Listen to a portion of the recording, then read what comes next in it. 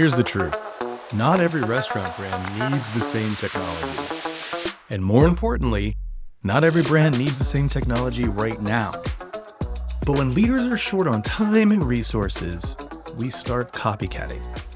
We see what the big brands are doing, the 500-unit brands, the billion-dollar brands with massive digital teams, and we assume that must be the playbook for success. So we try to replicate it. We look at new loyalty platforms, advanced CRM tools, sophisticated personalization engines, massive tech stacks.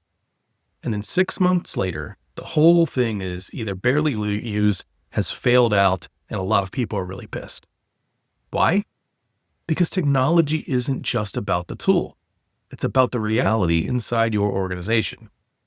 Your team, your structure, your operational discipline, and your ability to actually run the system you just bought.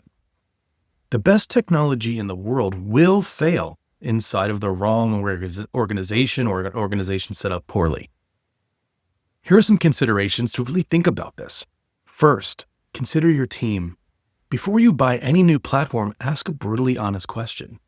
Who is actually going to run this thing? Because software doesn't run itself. Someone has to manage the menus. Someone has to configure the promotions. Someone has to build the campaigns, to analyze the data, to fix the problems when things inevitably break, and so on and so on. And that requires time, skill, and attention. I see brands all the time buying into enterprise-level systems with small, stretched teams.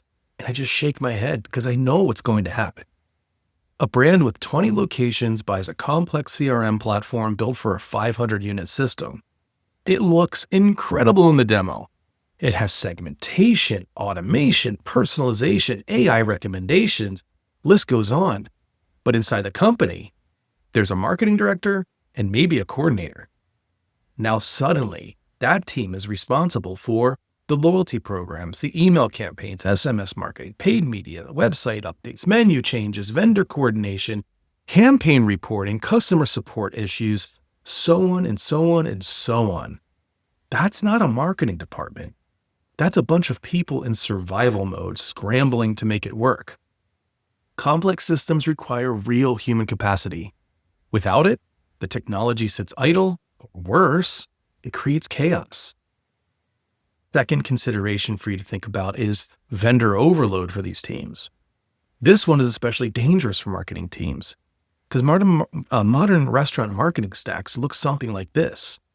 We have a partner for email, another partner for loyalty, another partner for SMS, a partner for paid media, a partner for creative, another partner for data. And maybe these partners are agencies trying to help us out, but we still have to manage them. Or maybe it's a technology platform and an agency. But each vendor has their own dashboard, their own reporting cadence, their own roadmap.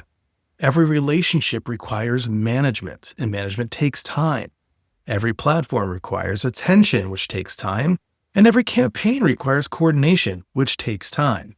So suddenly your marketing team isn't marketing anymore. They're just managing vendors and partners all day long and scrambling to bring it all together. And that creates friction everywhere. Campaigns move slower, opportunities get missed, reports come in late so you can't learn from them, and the team burns out trying to juggle 10 systems that were never designed to really work together. Technology is supposed to reduce complexity, but when the stack grows faster than the team, complexity explodes. The third consideration is the bias trap. And I write about this extensively in my new book, Quiet Killers. Please do pick it up. This might be the most dangerous mistake of all, and I can't say enough how much you have to look out for this, because just because a big brand is doing something does not mean it's the right move for your brand today. There's a cognitive trap at work here, and it's the combination of survivorship bias and confirmation bias. We all look at brands that succeeded and think that they must have something right. But when you look at those brands and assume their tactics are the only thing that created success, you're falling victim to survivorship bias.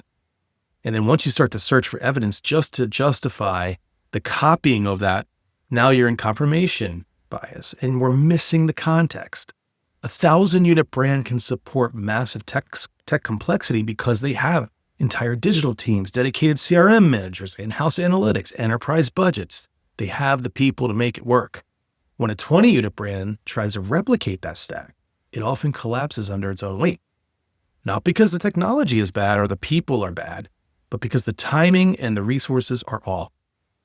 So the real questions that you should be asking, instead of asking, what's the most advanced technology available and what are those big guys doing? It's asking this: what technology fits our organization today and in the next 3 years? Technology must match these three things: your current team capacity, your operational discipline, and your realistic growth trajectory in combination. If your brand is going to double in the next 3 years, then yes, plan for that. But planning for growth doesn't mean installing systems your team can't manage today without growth. The right technology at the wrong time is still the wrong technology. So look, I love technology and I love to talk about it, obviously. And we need better systems in this industry that actually work together. But technology should amplify your team, not overwhelm it. The best restaurant tech stacks aren't the biggest ones, or the ones that emulated the big guys. They're the ones that fit your organization today and within the next few years. They must be clear, focused, and manageable.